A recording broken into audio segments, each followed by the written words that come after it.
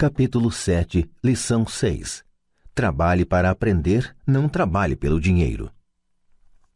Em 1995, concedi uma entrevista a um jornal de Singapura. A jovem repórter chegou na hora e imediatamente começou a entrevista. Sentamos no hall de entrada de um hotel luxuoso, tomamos café e falamos do objetivo de minha visita à cidade. Eu devia dividir o palco com Zig Ziglar. Ele falaria de motivação e eu dos segredos dos ricos. Gostaria de ser um dia uma autora de best-sellers, como o senhor, disse ela. Eu já lera alguns de seus artigos de jornal e ficara impressionado. Ela tinha um estilo forte e claro. Seus artigos atraíam o interesse do leitor. A senhora tem ótimo estilo, respondi. O que a impede de alcançar seu sonho? Parece que não consigo ir adiante, ela respondeu calmamente. Todos dizem que meus romances são ótimos, mas não acontece nada. De modo que continuo no jornal. Pelo menos dá para pagar as contas. O senhor teria alguma sugestão? Sim, retruquei animadamente. Um amigo meu tem aqui em Singapura um curso que ensina as pessoas a vender. Ele dá cursos de treinamento em vendas para as principais empresas desta cidade e penso que se a senhora assistisse a um de seus cursos, sua carreira poderia se beneficiar bastante. Ela se espantou. O senhor está dizendo que eu deveria aprender a vender? Balancei a cabeça afirmativamente. O senhor está falando sério? Voltei a fazer que sim com a cabeça. O que há de errado com isso? Agora eu estava recuando. Ela se ofendera com o que eu disse. Preferiria não ter dito nada. Em minha tentativa de ser útil, comecei a defender minha sugestão. Tenho um mestrado em literatura inglesa. Por que frequentaria um curso de vendas? Sou uma profissional. Fui para a universidade para não ser vendedora. Odeio vendedores. Eles só pensam em dinheiro. Diga-me, para que vou estudar vendas? Ela começou a arrumar suas coisas. A entrevista tinha acabado. Na mesa em frente ao sofá estava um exemplar de um best-seller que eu publicara. Peguei o livro e algumas notas que ela fizera num bloco. Está vendo isto? Disse eu apontando para suas anotações. Ela olhou para o bloco. O quê? Ela disse confusa. Novamente apontei para suas anotações. No bloco ela escrevera Robert Kiyosaki, autor de best-sellers. Aqui fala autor de best-sellers, não diz melhor escritor. Seus olhos se arregalaram imediatamente. Sou um péssimo escritor. Você é uma grande escritora. Eu frequentei curso de vendas. Você tem um mestrado. Junte as duas coisas e você terá uma autora de best-sellers e uma boa escritora. Seu olhar estava enfurecido. Nunca me rebaixarei tanto quanto chegar a aprender como vender. Pessoas como o senhor não têm nada que ficar escrevendo.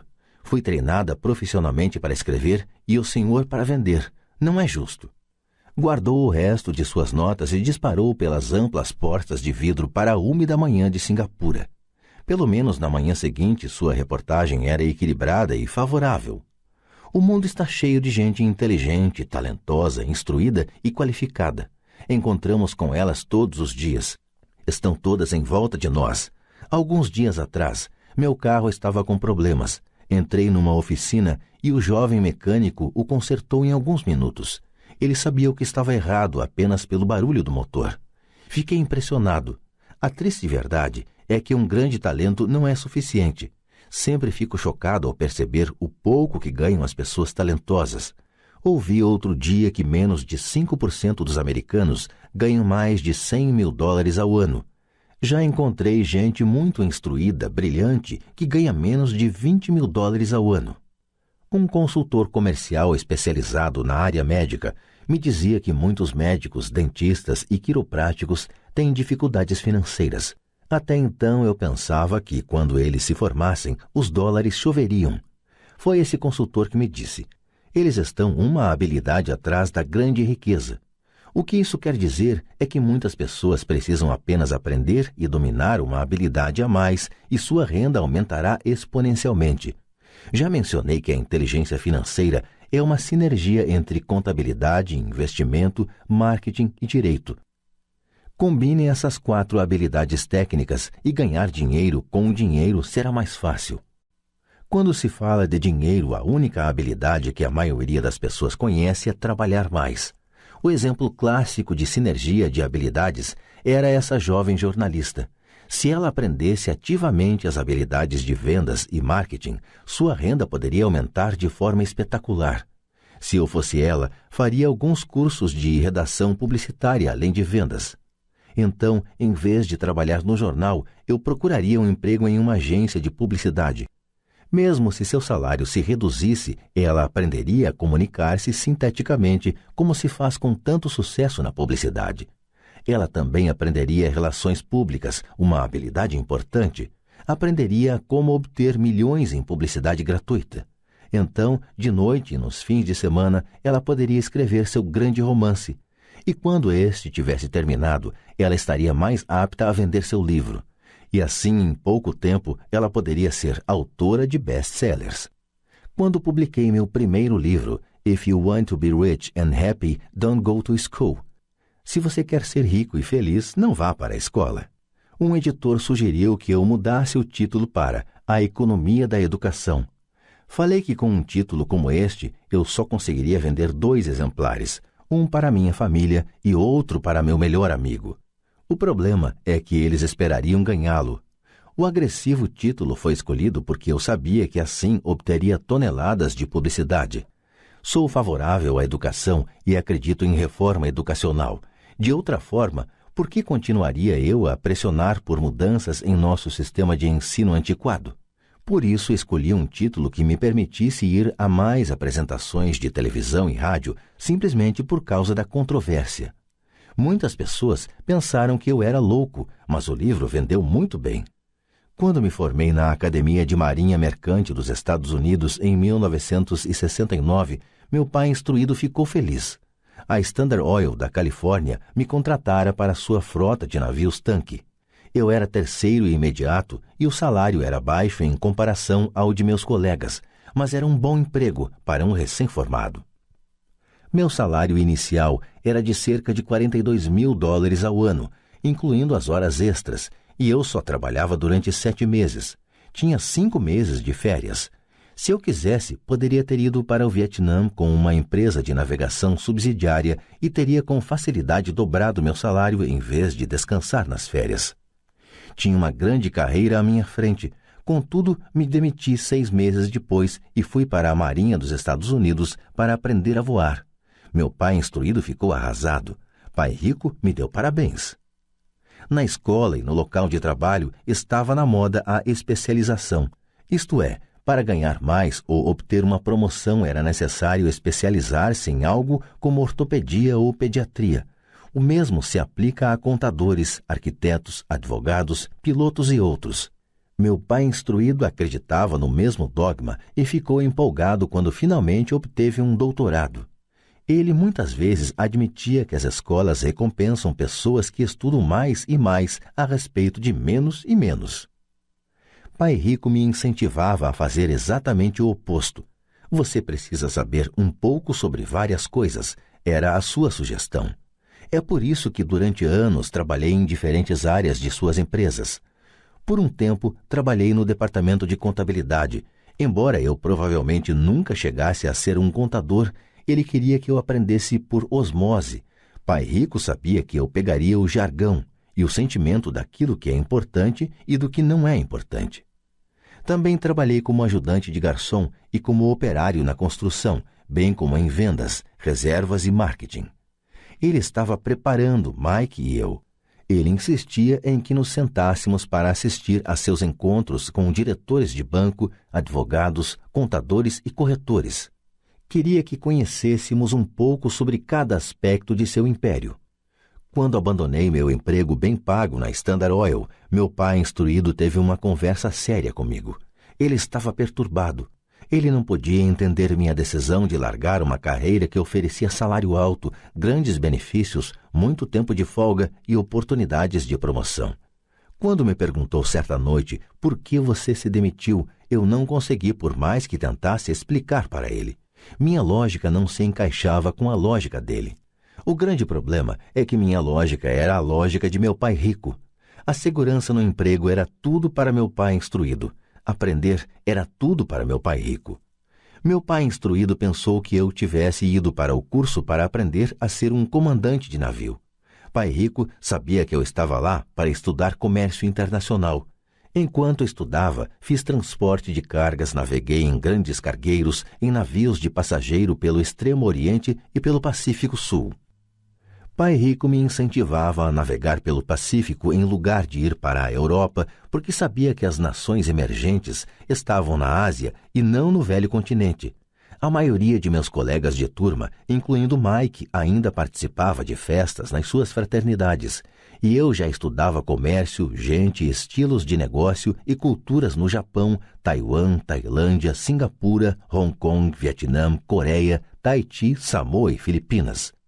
Eu também frequentava festas, mas não em fraternidades. Cresci rapidamente. Meu pai instruído não conseguia entender por que eu me demitira do emprego e entrara para a Marinha dos Estados Unidos. Disse-lhe que queria aprender a voar, mas realmente queria aprender a comandar tropas. Pai rico me explicara que a parte mais difícil da condução de uma empresa é a gestão de pessoas. Ele passara 3 anos no exército. Meu pai instruído tinha sido isento do serviço militar. Pai rico me falou do valor de aprender a liderar pessoas em situações difíceis. Liderança é o que você precisa aprender agora, dizia. Se você não for um bom líder, receberá um tiro pelas costas, como ocorre nos negócios. Ao voltar do Vietnã, em 1973, me desliguei embora adorasse voar. Consegui um emprego na Xerox Corporation. Fui para lá por uma razão, e esta não estava nos benefícios. Eu era bastante tímido, e a ideia de vender me parecia a coisa mais apavorante do mundo. A Xerox tem um dos melhores programas de treinamento em vendas dos Estados Unidos. Pai rico ficou muito orgulhoso de mim. Meu pai instruído ficou envergonhado. Sendo um intelectual, considerava que os vendedores estavam abaixo dele. Trabalhei na Xerox durante 4 anos até que superei o medo de bater as portas e ser rejeitado. Ao alcançar permanentemente um lugar entre os 5 maiores vendedores, me demiti e fui em frente, deixando atrás de mim outra grande carreira em uma ótima empresa. Em 1977, formei minha primeira empresa. Pai rico preparara Mike e eu para assumirmos empresas, de modo que agora eu precisava formá-las e pô-las a funcionar. Meu primeiro produto, uma carteira de nylon e velcro, era fabricado no Extremo Oriente e remetido a um armazém em Nova York, perto da escola que eu frequentara. Minha educação formal estava completa e era tempo de testar minhas asas. Se eu fracassasse, estaria falido. Pai rico achava que era melhor quebrar antes dos 30. Você ainda tem tempo de se recuperar, era seu conselho. Na véspera de meu 30º aniversário, a primeira remessa saiu da Coreia para Nova York. Hoje ainda faço negócios internacionais e, conforme me incentivou Pai rico, procuro os países emergentes. Minha empresa de investimentos opera na América do Sul, Ásia, Noruega e Rússia. Há um velho dito segundo o qual emprego é a sigla de quase quebrado. E, infelizmente, eu diria que isso se aplica a milhões de pessoas. Como a escola não acha que inteligência financeira seja inteligência, a maioria dos trabalhadores vive dentro de suas posses, trabalham e pagam as contas. Há outra terrível teoria da administração que diz: os empregados trabalham apenas o suficiente para não serem demitidos e os empregadores pagam apenas o suficiente para os trabalhadores não irem embora. E se você observa a escala salarial da maioria das empresas, diria que há uma certa verdade na afirmação. O resultado líquido é que, em geral, os trabalhadores não progridem. Eles fazem o que foram ensinados a fazer, conseguir um emprego seguro. A maioria dos empregados se concentra em salários e benefícios que os remuneram a curto prazo, mas que são frequentemente desastrosos a longo prazo. Já eu recomendo aos jovens que procurem emprego pelas oportunidades de aprendizado mais do que pelo que possam receber. É preciso ver que habilidades se deseja adquirir antes de escolher uma profissão específica e antes de cair na corrida dos ratos. Uma vez aprisionadas num processo permanente de pagamento de contas, as pessoas se tornam como os pequenos hamsters, correndo em suas gaiolas. Suas pequenas pernas peludas correm furiosamente, a roda gira furiosamente, mas dia vai, dia vem, Elas ainda estão na mesma gaiola, grande emprego. No filme Jerry Maguire, com Tom Cruise, há grandes bordões. Talvez o mais memorável seja "Mostre-me o dinheiro", mas a outra frase que me parece mais verdadeira aparece na cena em que Tom Cruise está saindo da empresa. Ele acaba de ser demitido e pergunta para toda a empresa: "Quem quer me acompanhar?" E todos permanecem silenciosos e petrificados. Apenas uma mulher se levanta e diz: "Eu gostaria, mas daqui a 3 meses serei promovida." A afirmação é provavelmente a mais verdadeira de todo o filme. É o tipo de frase que as pessoas usam para continuar trabalhando de forma a pagar suas contas. Sei que meu pai instruído esperava por seu aumento anual e todo ano ficava desapontado. Então ele voltava a estudar para se tornar mais qualificado, de modo a poder ganhar outro aumento, mas novamente sofria uma decepção. Frequentemente pergunto às pessoas: "Para onde essa atividade diária está levando você?" Como o pequeno hamster, duvido que as pessoas olhem para onde seu trabalho árduo as está levando.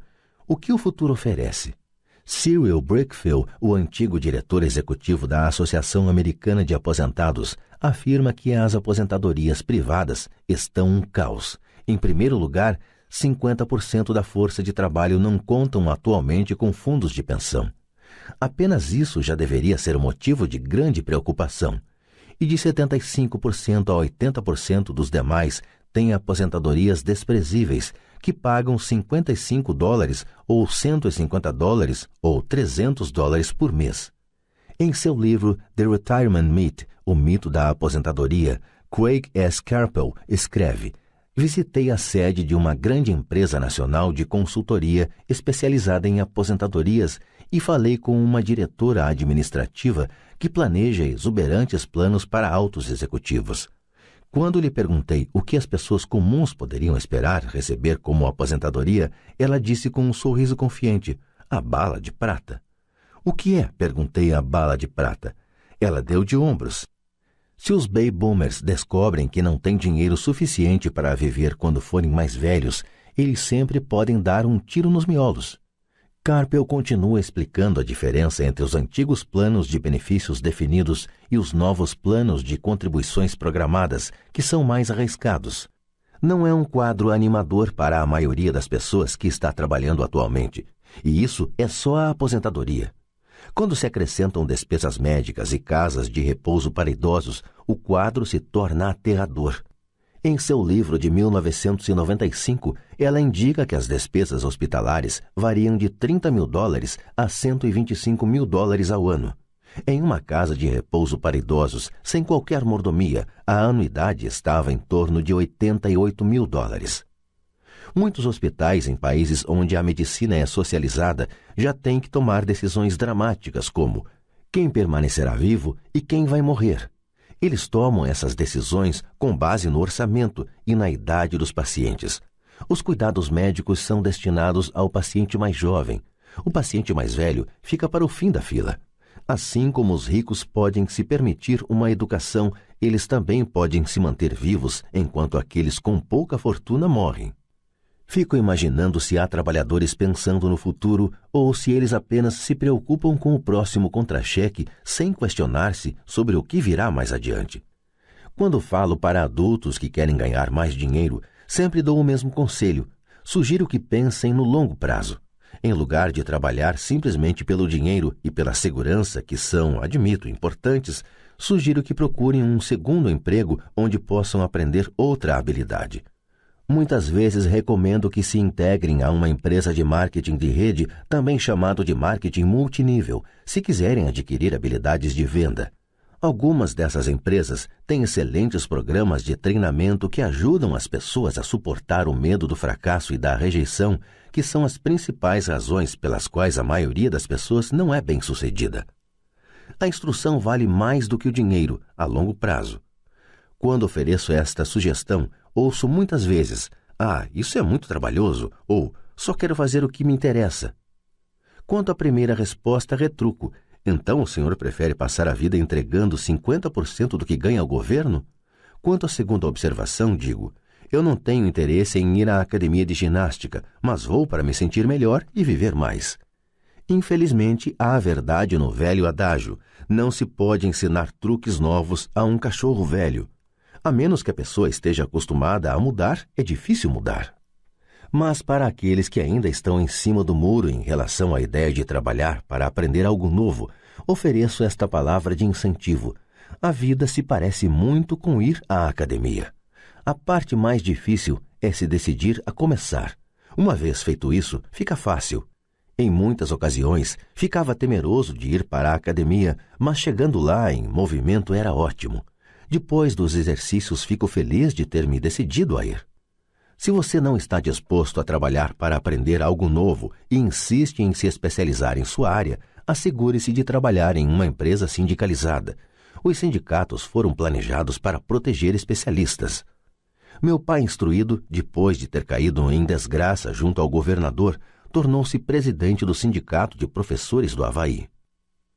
Ele dizia que esse era o trabalho mais pesado que já tivera na vida. Meu pai rico, por outro lado, passou toda a sua vida fazendo o possível para que suas empresas não fossem sindicalizadas. Ele foi bem-sucedido, embora os sindicatos fizessem força, pai rico sempre conseguiu combatê-los. Pessoalmente não tomo partido porque posso ver a necessidade e os benefícios de ambas as situações. Se você seguir os conselhos da escola, tornando-se altamente especializado, então procure a proteção do sindicato. Por exemplo, se eu tivesse prosseguido minha carreira de piloto de aviões, eu teria procurado trabalhar em uma empresa em que o sindicato dos pilotos fosse forte. Por quê? Porque minha vida teria sido dedicada a aprender uma habilidade que só tem valor em um ramo de atividade. Se eu tivesse que abandonar esse ramo, as minhas habilidades não teriam valor em outras atividades. Um piloto sênior com 100 mil horas de voo, ganhando $150.000 ao ano, teria dificuldades em encontrar um emprego com igual remuneração no ensino escolar. As habilidades não se transferem necessariamente de um ramo de atividades para outro. Os pilotos recebem salários altos por possuírem habilidade que não teriam valor, por exemplo, no sistema de ensino. Atualmente se pode dizer o mesmo até no caso dos médicos. Com todas as mudanças ocorridas na medicina, os especialistas têm que se agrupar em organizações médicas, como os planos de saúde. Sem dúvida que os professores precisam se sindicalizar. Atualmente, nos Estados Unidos, o Sindicato dos Professores é o maior e mais rico deles. A Associação Nacional de Educação tem uma força política tremenda. Os professores precisam da proteção de seu sindicato porque suas habilidades também têm escasso valor fora da área da educação. De modo que regra prática é: se for atualmente especializado, sindicalize-se. Quando pergunto às minhas turmas quais de vocês fazem um hambúrguer melhor do que o do McDonald's, quase todos levantam a mão. Então pergunto: se a maioria de vocês faz um hambúrguer melhor do que o do McDonald's, como pode ser que o McDonald's ganhe mais dinheiro do que vocês? A resposta é óbvia. O McDonald's é um ótimo sistema de negócios.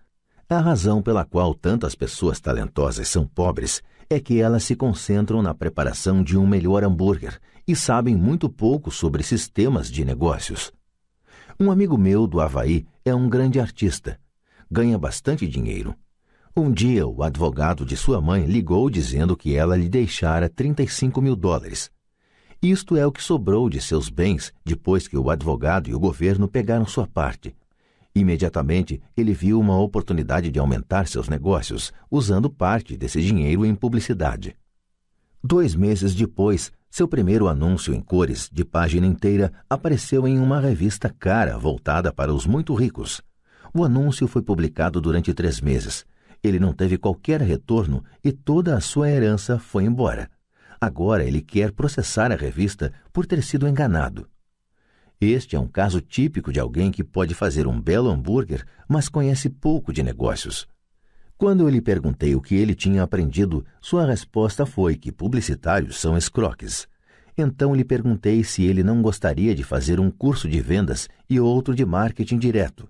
Sua resposta foi: não tenho tempo e não quero jogar dinheiro fora. O mundo está cheio de pessoas talentosas.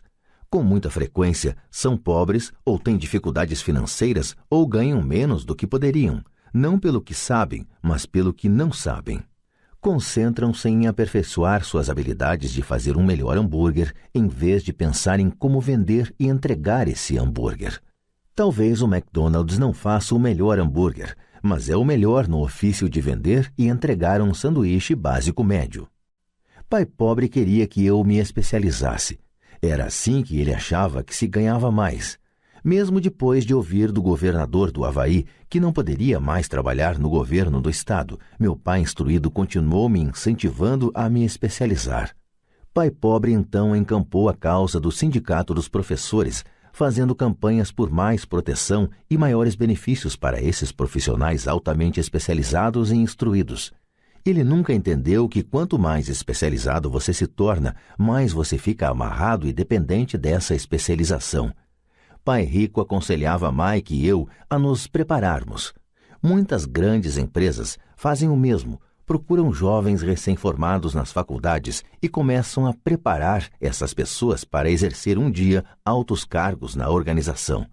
Esses jovens brilhantes não se especializam em um departamento, eles percorrem os vários departamentos para aprender todos os aspectos dos sistemas de negócios. Os ricos frequentemente preparam seus filhos ou os filhos dos outros. Ao fazê-lo, seus filhos adquirem uma visão geral das operações da empresa e conhecem a inter-relação entre os vários departamentos. A geração da Segunda Guerra Mundial considerava ruim ficar trocando de emprego. Hoje, considera-se uma atitude inteligente, já que as pessoas ficarão mudando de emprego em lugar de buscar maior especialização, por que não pensar em aprender mais do que em ganhar? No curto prazo, você pode ganhar menos. No longo prazo, resultará em grandes dividendos. As principais habilidades administrativas necessárias para o sucesso são: 1. Gestão do fluxo de caixa. 2. Gestão de sistemas, incluindo você e o tempo dedicado à família. 3. Gestão de pessoal. As habilidades especializadas mais importantes são vendas e compreensão da comercialização. É a habilidade de vender, portanto, de comunicar-se com outro ser humano, seja cliente, funcionário, chefe, cônjuge ou filho, a base para o sucesso pessoal. São habilidades de comunicação como redigir, falar e negociar que são cruciais para uma vida de sucesso. São habilidades que exercito constantemente, fazendo cursos ou comprando fitas educativas para expandir meu conhecimento. Como já mencionei, meu pai instruído trabalhava cada vez mais arduamente quanto mais competente se tornava. Ele também se via cada vez mais encurralado quanto mais se especializava. Embora seu salário aumentasse, suas escolhas diminuíam. Pouco depois de ter sido mandado embora do trabalho no governo, descobriu como era vulnerável profissionalmente. É semelhante ao que ocorre com os atletas profissionais que de repente sofrem uma lesão ou ficam velhos demais para o esporte. Sua posição bem remunerada é perdida e eles têm habilidades limitadas às quais recorrer. Penso que é por isso que meu pai, instruído, se envolveu tanto com os sindicatos a partir daí. Ele percebeu o quanto o sindicato poderia tê-lo favorecido. Atualmente encontro ex-professores ganhando centenas de milhares de dólares ao ano. Eles ganham tanto porque têm, além das habilidades especializadas de sua área, outras habilidades. Eles podem tanto ensinar quanto vender e comercializar. As habilidades de venda, marketing, são difíceis para muitas pessoas, sobretudo em decorrência de seu medo da rejeição. Quanto melhor você se comunicar, negociar e lidar com esse medo da rejeição, tanto mais fácil será a vida. Da mesma maneira que aconselhei aquela jornalista que queria tornar-se autora de best-sellers, repito isso para todos. Ter uma especialização técnica tem seus pontos fortes e fracos. Tenho amigos que são gênios, mas não conseguem comunicar-se efetivamente e, em consequência, seus ganhos são lamentáveis. Eu os aconselho a passar um ano aprendendo a vender. Mesmo se não ganharem nada, sua capacidade de comunicação melhorará. E isso não tem preço. Além de sermos bons aprendizes e vendedores e de entendermos de marketing, devemos ser tanto bons professores quanto bons alunos. Para sermos verdadeiramente ricos, devemos ser capazes tanto de dar quanto de receber. Em casos de dificuldades financeiras, frequentemente o que falta é dar e receber. Sei de muita gente que é pobre porque não é nem bom estudante nem bom mestre. Ambos os meus pais eram homens generosos. Ambos tinham como regra primeiro o dar. A educação era uma de suas formas de doação. Quanto mais davam, mais recebiam. Uma diferença evidente estava na doação de dinheiro. Meu pai rico doava altos montantes. Doava para a igreja, para instituições de caridade, para sua fundação. Ele sabia que para receber dinheiro, você deve dar dinheiro. A doação de dinheiro é o segredo da maioria das grandes famílias ricas. É por isso que existem instituições como a Fundação Rockefeller e a Fundação Ford. São organizações destinadas a tomar a própria riqueza e aumentá-la, bem como distribuí-la perpetuamente. Meu pai instruído costumava dizer sempre: quando tiver algum dinheiro extra, vou doá-lo. O problema é que nunca havia um extra. Trabalhava sempre mais para conseguir mais dinheiro em lugar de concentrar-se na principal lei do dinheiro: dai e recebereis. Ele acreditava no contrário: recebe e darás. Concluindo, tornei-me ambos os pais. Uma parte de mim é um capitalista convicto que adora o jogo do dinheiro fazendo dinheiro.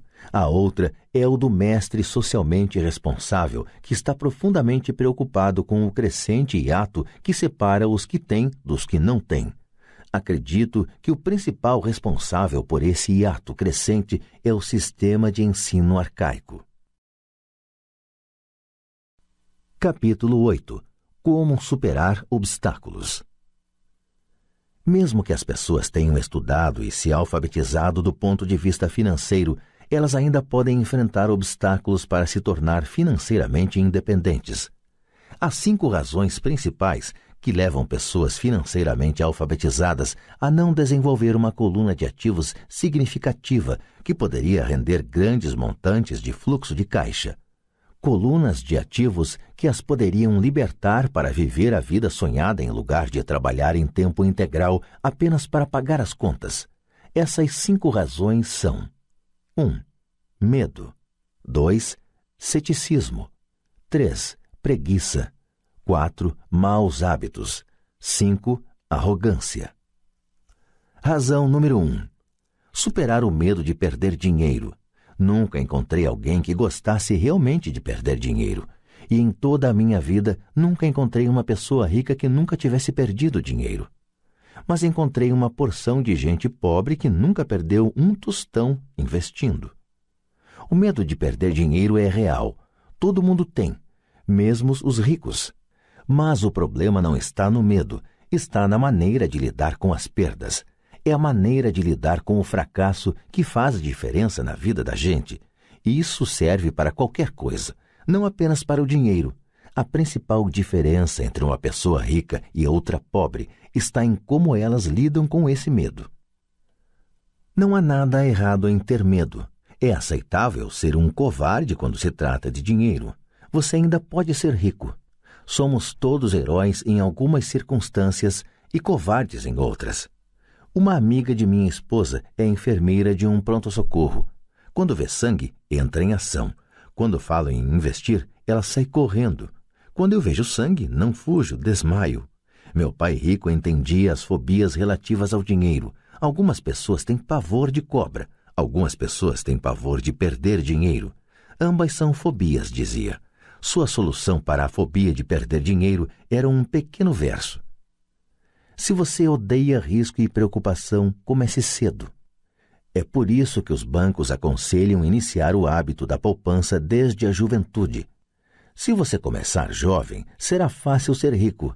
Não vou me estender sobre isso, mas há uma grande diferença entre pessoas que começam a poupar aos 20 anos e as que começam aos 30.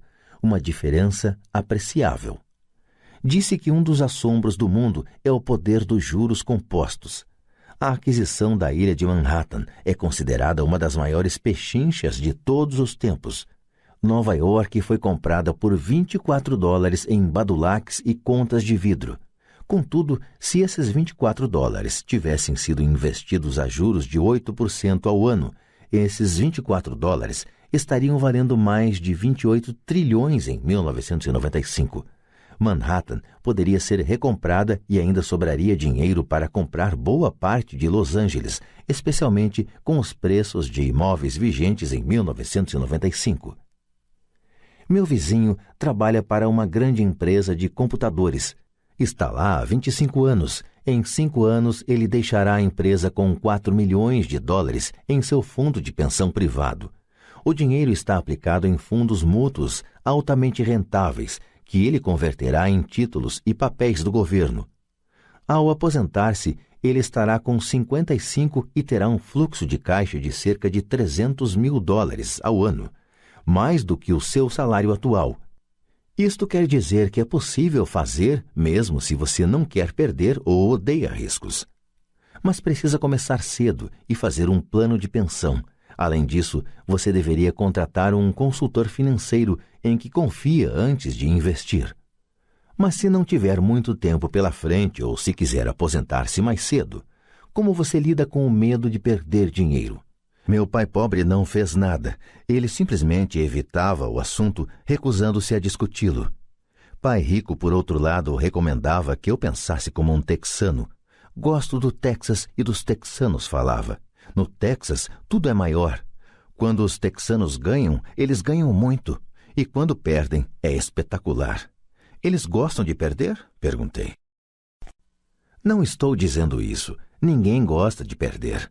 Mostre-me um perdedor feliz e eu lhe mostro um fracassado, respondeu Pai Rico. É da atitude dos texanos em face do risco, da recompensa e do fracasso que estou falando. É como eles encaram a vida. Eles vivem grande. Não como a maioria do pessoal daqui, que vive como baratas quando se trata de dinheiro. Baratas com medo que alguém jogue um facho de luz em cima delas. Gente que se lamoria quando o empregado do armazém erra o troco por 20 centavos. Pai Rico continuou explicando. O que eu mais gosto é da atitude dos texanos. Eles se orgulham de ganhar e se gabam quando perdem.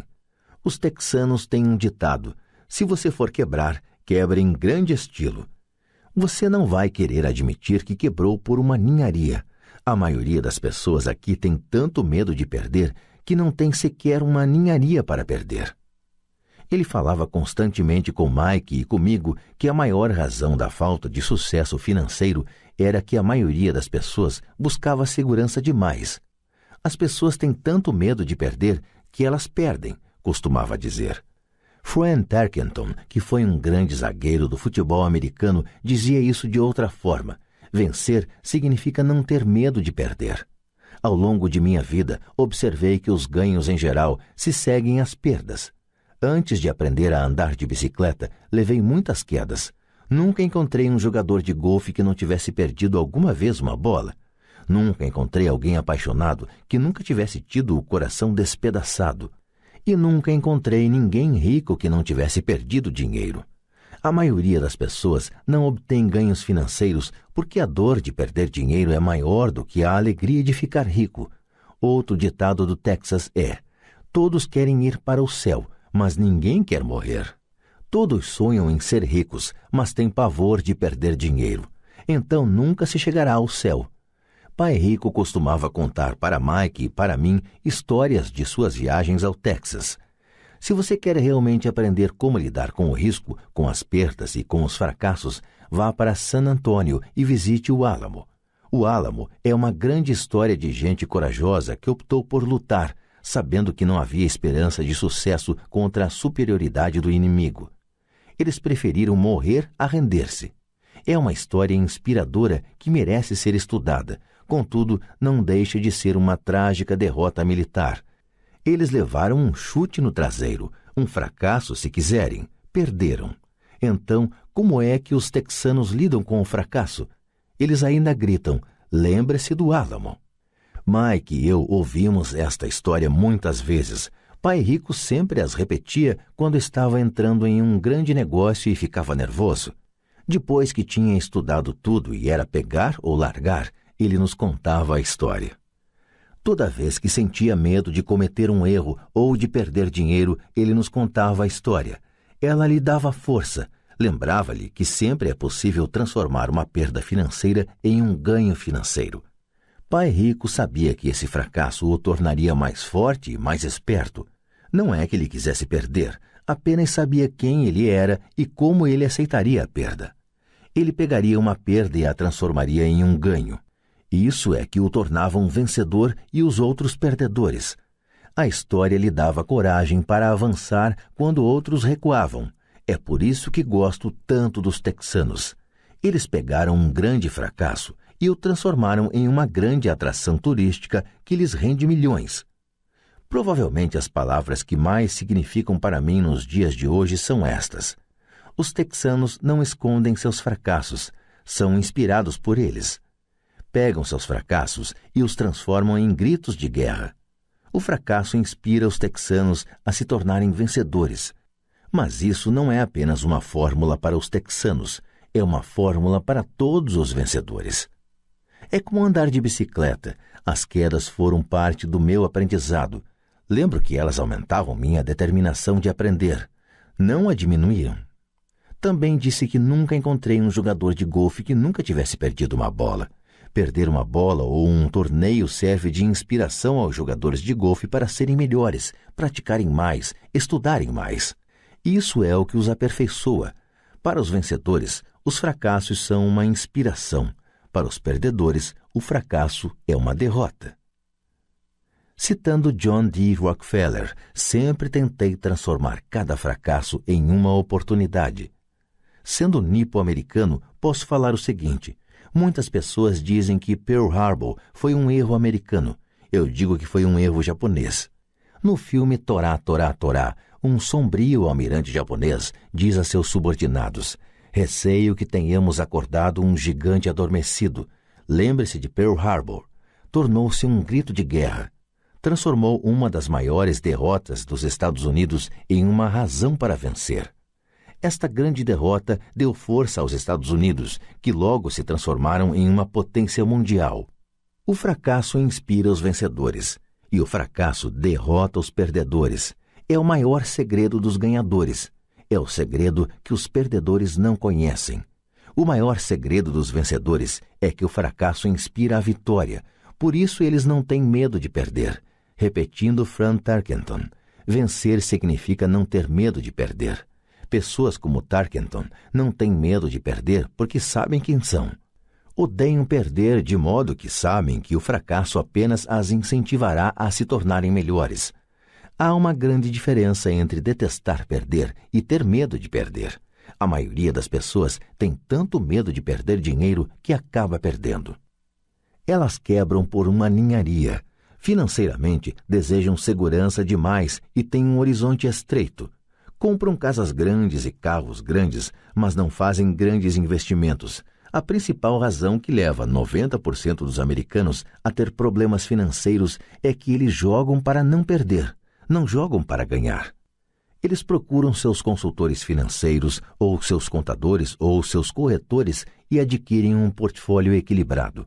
Muitos aplicam altas somas em certificados de depósito, em títulos de baixo rendimento, em fundos mútuos e em poucas ações. É um portfólio seguro e inteligente, mas não é um portfólio vencedor. É o portfólio de quem não quer perder.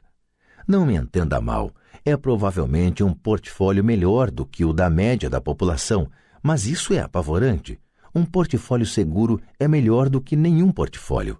É um grande portfólio para quem adora a segurança. Mas buscar a segurança e o equilíbrio em seu portfólio de aplicações não é a forma como jogam os investidores bem-sucedidos.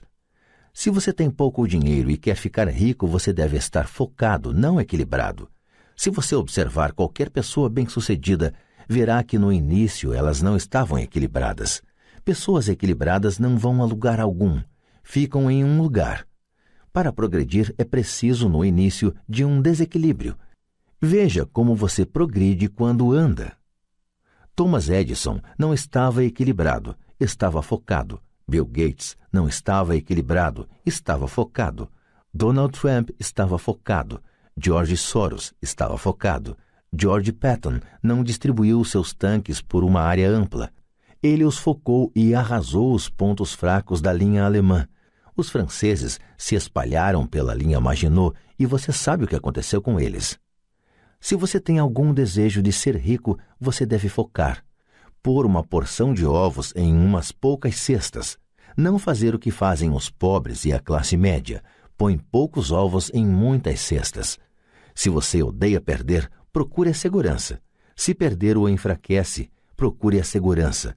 Procure aplicações equilibradas. Se você tem mais de 25 anos e está apavorado em assumir riscos, não mude. Procure a segurança, mas comece cedo. Comece a formar suas poupanças cedo, porque vai levar tempo. Mas se você tem sonhos de liberdade, a primeira coisa a perguntar-se é: qual a minha reação ante o fracasso? Se o fracasso o inspirar a ganhar, talvez você deva seguir adiante, mas só talvez. Se o fracasso o enfraquece ou o leva ao desespero, como os garotos mimados que correm ao advogado para processar alguém toda vez que as coisas não saem do seu jeito, então procure a segurança. Fique com seu emprego. Ou compre títulos ou fundos mútuos. Mas lembre que esses instrumentos financeiros também têm seus riscos, mesmo sendo mais seguros. Digo tudo isso citando os texanos e Fran Tarkenton, porque aumentar a coluna de ativos é fácil. É realmente um jogo que não exige grandes atitudes, não exige muita instrução. A matemática do primeiro grau resolve. Mas aumentar a coluna de ativos é um jogo de atitude. Exige garra, paciência e resistência ante o fracasso. Os perdedores evitam o fracasso, e o fracasso transforma perdedores em vencedores. Lembre-se do álamo. Razão número 2. Superar o ceticismo. O céu está caindo, o céu está caindo. Todos nós conhecemos a história da galinha pessimista que corria em torno do terreiro anunciando o fim do mundo. Todos conhecemos gente assim, mas todos temos uma galinha pessimista dentro de nós. Como já disse em outra ocasião, o cético é verdadeiramente uma galinha pessimista. Todos nós parecemos com a galinha pessimista quando o medo e a dúvida toldam nossos pensamentos. Todos nós temos dúvidas. Não sou inteligente, não sou tão bom assim, fulano é melhor do que eu. Nossas dúvidas muitas vezes nos paralisam. Jogamos o jogo do e se? E se a economia entrar em colapso logo depois de eu fazer o investimento? E se eu me descontrolar e não conseguir pagar as dívidas? E se as coisas não funcionarem como planejado? Ou temos amigos ou pessoas amadas que nos lembram sempre nossas falhas. Eles dizem frequentemente: o que o faz pensar que você pode fazer isso? Se fosse uma ideia tão boa, então como foi que ninguém se lembrou disso antes? Isso nunca vai dar certo.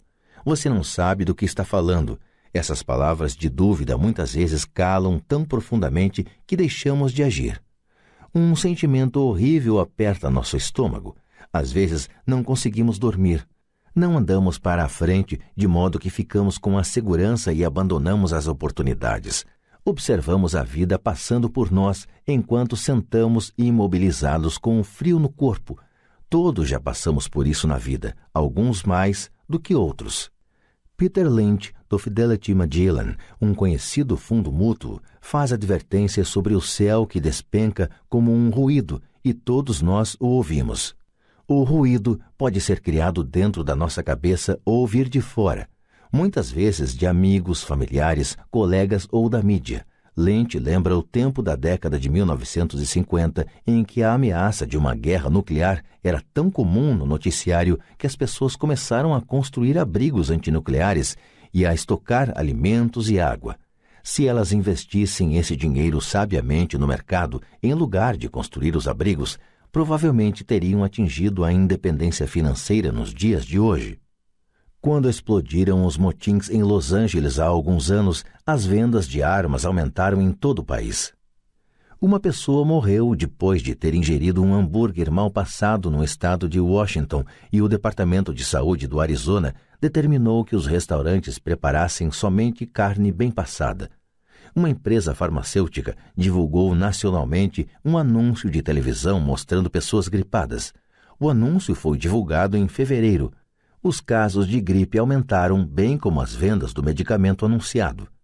A maioria das pessoas é pobre porque, quando se trata de investir, o mundo está cheio de pessimistas que correm gritando: o céu está caindo, o céu está caindo. E os pessimistas atingem seus objetivos porque todos somos um pouco pessimistas. Muitas vezes é necessário coragem para não permitir que rumores e anúncios de desastres afetem nossas dúvidas e medos. Em 1992, um amigo chamado Richard foi de Boston a Phoenix para visitar minha mulher e eu. Ele estava impressionado com o que tínhamos feito por meio de ações e imóveis. Os preços dos imóveis em Phoenix estavam deprimidos. Passamos 2 dias mostrando-lhe o que considerávamos excelentes oportunidades de geração de fluxo de caixa e de valorização de capital. Minha mulher e eu não somos verdadeiramente corretores imobiliários. Somos apenas investidores. Depois de identificar uma unidade em um condomínio de lazer, chamamos o corretor que a vendeu para Richard naquela mesma tarde. O preço era de apenas $42.000 para uma casa de 2 quartos. Unidades semelhantes estavam sendo vendidas a $65.000. Meu amigo achou que era uma pechincha, fechou o negócio e voltou para Boston. 2 semanas depois, o corretor ligou dizendo que meu amigo tinha voltado atrás. Liguei imediatamente para ele a fim de saber o que ocorrera. Tudo o que ele disse foi que falou com um vizinho e este lhe disse que era um mau negócio. O preço era alto demais. Perguntei a Richard se o vizinho era um investidor. Richard respondeu não. Quando eu lhe perguntei por que então lhe dava ouvidos, meu amigo partiu para a defensiva e simplesmente disse que preferia procurar um pouco mais. O mercado imobiliário de Phoenix se recuperou e por volta de 1994, aquela pequena unidade estava sendo alugada por $1.000 mensais, $2.500 nos meses de inverno. Seu valor alcançava, em 1995, $95.000. Tudo o que Richard teria precisado era dar uma entrada de $5.000 e já teria dado o primeiro passo para sair da corrida dos ratos. Até hoje, ele não fez nada. E as pechinchas de Phoenix ainda estão aí, só que agora é preciso procurar bem mais. O recuo de Richard não me surpreendeu. É o chamado remorso do comprador e afeta a todos. São essas dúvidas que atrapalham. O pessimismo ganhou e perdeu-se uma chance de libertação. Outro exemplo. Uma pequena parte de meus ativos está aplicada em certificados de gravame de impostos, em lugar de certificados de depósitos. Assim, meu dinheiro rende 16% ao ano, o que sem dúvida é melhor do que os 5% que o banco oferece. Esses certificados são garantidos por imóveis e são estabelecidos por leis estaduais, o que também é melhor do que o que a maioria dos bancos oferece. A fórmula em que estão embasados os torna seguros. Eles só não têm liquidez, de modo que eu os considero certificados de depósito com prazo de 2 a 7 anos. Sempre que menciono para alguém, especialmente para aqueles que aplicam em certificados de depósito, que também aplico daquela forma, ouço dizer que se trata de uma opção arriscada. Dizem que eu não deveria aplicar nesses títulos. Quando pergunto como obtiveram essa informação, mencionam um amigo ou uma revista de negócios. Eles nunca aplicaram nisso e falam para quem o faz que é um equívoco fazê-lo. O rendimento mais baixo que procuro é 16%, mas pessoas cheias de dúvidas se conformam com 5%. A dúvida é cara. Quero ressaltar que são essas dúvidas e esse ceticismo que mantém muitas pessoas na pobreza, correndo atrás da segurança. O mundo real está aí, esperando que você enriqueça.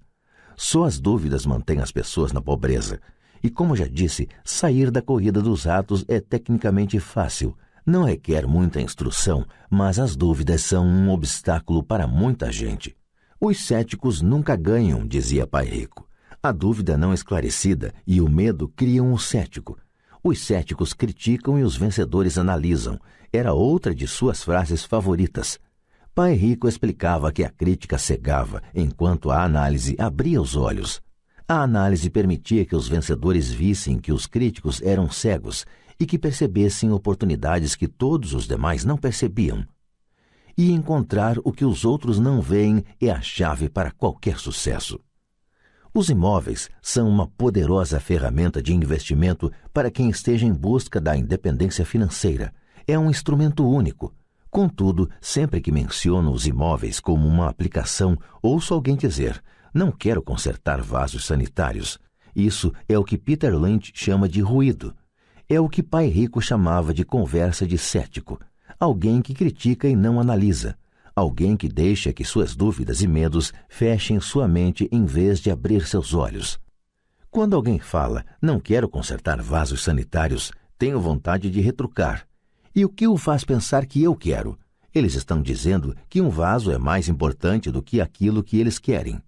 Eu falo de liberação da corrida dos ratos e eles pensam em vasos sanitários. Esse é o padrão de pensamento que mantém muita gente na pobreza.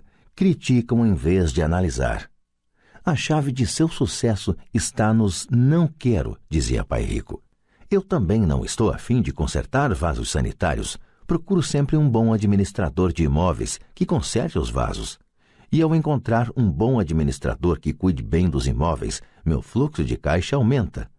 Mais importante ainda, um bom administrador de imóveis me permite comprar ainda mais imóveis, pois não preciso me preocupar com o conserto dos vasos sanitários. Um bom administrador de imóveis é a chave para o sucesso com imóveis. Achá-lo é mais importante do que o próprio imóvel. Um bom administrador muitas vezes sabe de bons negócios antes dos corretores, o que os torna ainda mais valiosos. É isso o que meu pai rico queria dizer quando falava: a chave de seu sucesso está nos não quero. Como eu também não quero consertar vasos, descobri uma forma de comprar mais imóveis e apressar minha saída da corrida dos ratos. As pessoas que continuam falando, não quero consertar vasos sanitários, muitas vezes se privam desse poderoso instrumento de investimento. Os vasos são mais importantes que sua liberdade. No mercado de ações ouço muita gente declarar: não quero perder dinheiro. Bom, o que os leva a pensar que eu ou qualquer outra pessoa gostamos de perder dinheiro? Eles não ganham dinheiro porque optam por não perder dinheiro. Em lugar de analisar, fecham suas mentes a outro poderoso meio de investimento, o mercado de ações. Em dezembro de 1996, estava passando com um amigo pelo posto de gasolina do bairro. Ele olhou e viu que o preço da gasolina estava aumentando. Meu amigo é um cara encucado, um pessimista. Para ele, o céu está sempre a ponto de cair e, em geral, cai sobre sua cabeça. Quando chegamos em casa, ele me expôs todas as estatísticas que mostravam por que o preço do petróleo deveria aumentar nos próximos anos. Estatísticas que eu nunca vira antes, mesmo quando eu já tinha um substancial bloco de ações de uma empresa petrolífera. Com essa informação em mãos, comecei a procurar e achei uma nova empresa petrolífera que estava a ponto de descobrir algumas jazidas. Meu corretor ficou entusiasmado com essa nova empresa e eu comprei 15.000 ações por 65 centavos cada uma. Em fevereiro de 1997, enquanto escrevo este livro, o mesmo amigo e eu passamos pelo mesmo posto de gasolina e, de fato, o preço do combustível subira cerca de 15%. Novamente o pessimista se preocupou e se queixou.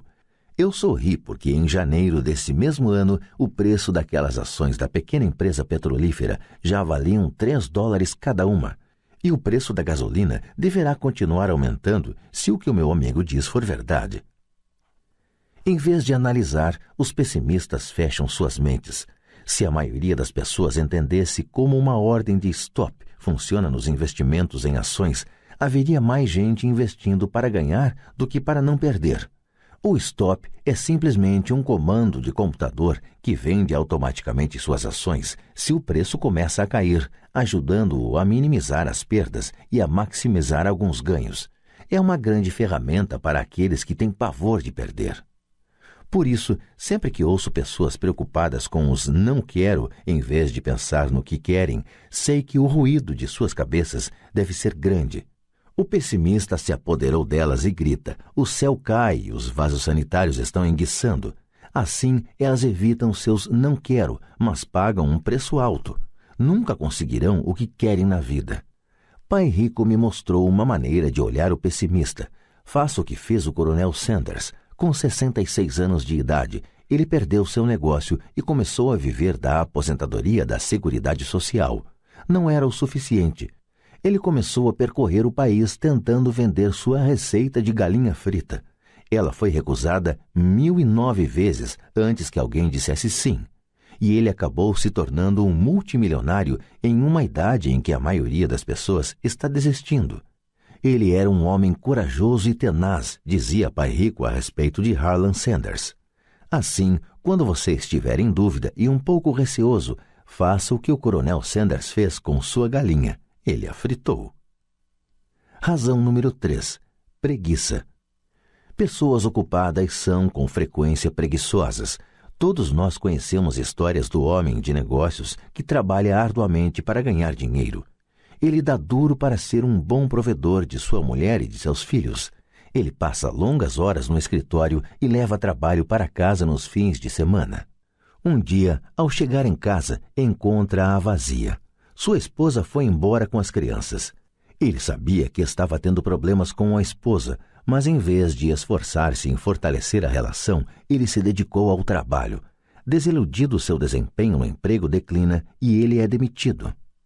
Hoje em dia, encontro frequentemente gente muito ocupada para cuidar de sua riqueza, e há pessoas muito ocupadas para cuidar da própria saúde. A causa é a mesma. Estão ocupadas e continuam ocupadas como forma de evitar algo que não desejam enfrentar. Ninguém precisa lhes dizer isso. No seu íntimo, elas sabem. De fato, se você falar sobre o assunto com elas, elas respondem muitas vezes com raiva ou irritação. Se não estão ocupadas com o trabalho ou com as crianças, muitas vezes estão ocupadas assistindo à televisão, jogando golfe ou fazendo compras. Contudo, lá no fundo sabem que estão fugindo de algo importante. Essa é a forma mais comum de preguiça. A preguiça mantendo-se ocupado. E qual é a cura para a preguiça? A resposta está em um pouco de ambição. Muitos de nós fomos educados pensando que a ambição ou a ganância é algo ruim. Pessoas gananciosas são más, dizia minha mãe. Contudo, todos nós temos o desejo de possuir coisas belas, novas ou empolgantes. Para manter essa emoção de desejo sob controle, muitas vezes os pais encontram formas de suprir esse sentimento com culpa. Você só pensa em você mesmo, não sabe que tem irmãos e irmãs? Era uma das frases favoritas da minha mãe. Ou, você quer que eu compre o que para você? Repetia meu pai. Você pensa que fabricamos dinheiro? Você pensa que o dinheiro dá em árvore? Você sabe que não somos ricos. Não eram tanto as palavras, mas o sentimento de culpa que as acompanhava, o que me deixava possesso. O reverso da criação desse sentimento de culpa era: sacrifico minha vida para lhe comprar isto. Estou comprando para você porque nunca tive coisas assim quando criança. Tenho um vizinho que está totalmente falido, mas que não consegue colocar o carro na sua garagem. A garagem está cheia de brinquedos das crianças. Esses garotos mimados têm tudo o que sonham. Não quero que saibam o que é passar necessidade, diz o pai. Ele não tem um tostão guardado para mandar os filhos para a universidade ou para ele mesmo se aposentar, mas seus filhos têm todos os brinquedos possíveis. Recentemente, recebeu pelo correio um novo cartão de crédito e levou os filhos para conhecer Las Vegas. Faço isso pelos garotos, diz com ar de grande sacrifício. Pai Rico proibia que se dissesse não dá para comprar. Na casa de minha família de verdade escutava isso a toda hora. Já Pai Rico queria que seus filhos dissessem: como posso comprar isso? Ele considerava que as palavras não dá para comprar fechavam o cérebro. Você não precisava pensar mais. Como posso comprar isso? Era uma forma de abrir a mente. Obrigava você a pensar e buscar alternativas. Mais importante do que isso, ele considerava que não dá para comprar é uma mentira, e o espírito humano sabe disso. O espírito humano é poderoso, muito poderoso, dizia. Quando sua mente preguiçosa repete não dá para comprar, uma guerra se estabelece dentro de você. Seu espírito se enfurece e sua mente preguiçosa deve defender a mentira dita. O espírito grita: vamos para a academia fazer exercícios. E a mente preguiçosa responde: estou cansada, trabalhei muito hoje. Ou o espírito humano diz: estou cansado de ser pobre. Vamos sair daqui e enriquecer. E a mente preguiçosa fala: pessoas ricas são gananciosas. Além disso, dá muito trabalho, não é seguro. Posso perder dinheiro. Do jeito que está, já trabalho muito. Já tenho que fazer coisa demais no emprego. Veja o que tenho que fazer hoje à noite. O chefe quer que eu entregue de manhã. Não dá para comprar. também traz tristeza, uma sensação de desamparo que leva ao desânimo e muitas vezes à depressão. Apatia é outra palavra que se aplica. Como posso comprar isso? Abre possibilidades, empolgação e sonhos. Pai Rico não estava tão preocupado com o que você queria comprar, mas esse como posso comprar isso fortalece a mente e dinamiza o espírito. Assim, raramente ele dava alguma coisa a Mike ou a mim. Em vez disso, perguntava: como você pode comprar isso? E isso incluía a mensalidade da universidade que nós tínhamos que pagar com nosso dinheiro. Não era o objetivo, mas o processo de atingir o objetivo que desejávamos, o que ele procurava passar para nós. O problema é que hoje sinto que milhões de pessoas se sentem culpadas por sua ambição. É um condicionamento que vem da infância. Elas desejam ter melhores condições que a vida oferece. A maioria foi condicionada, entretanto, a dizer subconscientemente: você não pode ter isso, ou você não conseguirá comprar isso nunca. Quando decidi sair da corrida dos ratos, havia uma questão simples: como posso conseguir não voltar a trabalhar mais? E minha mente começou a disparar respostas e soluções. A parte mais difícil foi romper com os dogmas de minha família de verdade. Não podemos comprar isso, ou pare de pensar só em você, ou por que você não pensa nos outros? E outras expressões parecidas que se destinavam a criar culpa e suprimir minha ambição. Assim, como combater a preguiça? A resposta está em um pouco de ambição. É como diz aquela estação de rádio W2FM, o que há aí para mim? A pessoa precisa sentar e pensar: o que há aí para mim se sou saudável, sexy e tenho boa aparência? Como seria a minha vida se eu nunca tivesse que voltar a trabalhar? O que seria de mim se eu tivesse todo o dinheiro de que preciso? Sem esse pouco de ambição, não há o desejo de ter algo melhor, de progredir. Vamos à escola e estudamos muito porque queremos algo melhor. Então, sempre que você se flagrar evitando algo que você sabe que deveria fazer, a única coisa a fazer é perguntar-se: o que há aí para mim? Seja um pouco ambicioso, é a melhor cura para a preguiça. Contudo, a ambição demais, como todo exagero, não é bom. Mas lembre-se do que Michael Douglas falava no filme Wall Street: a ambição é boa. Pai Rico falava de forma diferente: a culpa é pior do que a ambição, pois a culpa nos rouba a alma. E para mim, quem falou melhor foi Eleanor Roosevelt: faça o que seu coração acha certo. De qualquer forma, você será criticado. Você estará perdido se fizer e perdido se não fizer. Razão número 4. Maus hábitos. Nossas vidas são mais um reflexo de nossos hábitos do que de nossa educação. Depois de ver o filme Conan, protagonizado por Arnold Schwarzenegger, um amigo falou: adoraria ter o corpo de Schwarzenegger. Vários caras concordaram. Ouvi dizer que antes ele era magro e fraco, acrescentou outro amigo. Também já ouvi isso, acrescentou outro. Dizem que ele malha todos os dias na academia. Aposto que sim. O quê? Exclamou o cínico do grupo. Aposto que é assim de nascença. Vamos mudar de assunto e tomar umas cervejas. Este é um exemplo de comportamento controlado pelos hábitos. Lembro-me de fazer perguntas a Pai Rico sobre os hábitos dos ricos. Em vez de dar uma resposta direta, ele tentou ensinar pelo exemplo como costumava fazer. Quando seu pai paga as contas dele? Perguntou Pai Rico. No início do mês, respondi. E sobra alguma coisa? Prosseguiu Pai Rico. Pouco, disse eu. É por isso que ele tem dificuldades, falou Pai Rico. Ele tem maus hábitos. Seu pai paga primeiro todos os outros. Ele paga a si mesmo por último, mas só se sobrar alguma coisa. O que em geral não acontece, comentei. Mas ele tem que pagar as contas, não tem? O senhor está dizendo que ele não deveria pagar as contas? Claro que não, disse Pai Rico. Acredito firmemente em pagar minhas contas no prazo. Só que eu pago a mim mesmo em primeiro lugar, mesmo antes de pagar ao governo. Mas o que acontece se o senhor não tiver dinheiro que chegue? Retruquei. O que o senhor faz então? A mesma coisa, prosseguiu Pai Rico. Primeiro pago a mim mesmo, mesmo se tiver pouco dinheiro. Minha coluna de ativos é muito mais importante para mim do que o governo. Mas, continuei, eles não vão atrás do senhor? Sim, se você não pagar, disse Pai Rico. Olhe, não estou falando para não pagar. Só que eu pago a mim mesmo primeiro, mesmo quando tenho pouco dinheiro. Mas como é que o senhor consegue isso? Disse eu. A questão não é como, a questão é por quê, replicou o pai rico. Ok, por quê? Motivação, falou o pai rico. Quem reclamará mais se eu não pagar, eu ou meus credores? Sem dúvida os credores gritarão mais alto, respondi a pergunta óbvia. O senhor não faria nada se pagasse a si próprio. Está vendo, depois de pagar a mim mesmo, a pressão para pagar meus impostos e os demais credores é tão grande que me obriga a buscar outras formas de renda. A pressão para pagar se torna uma motivação. Já tive empregos extras, comecei outros empreendimentos, negociei na bolsa, qualquer coisa para ter certeza de que esses caras não ficassem gritando comigo.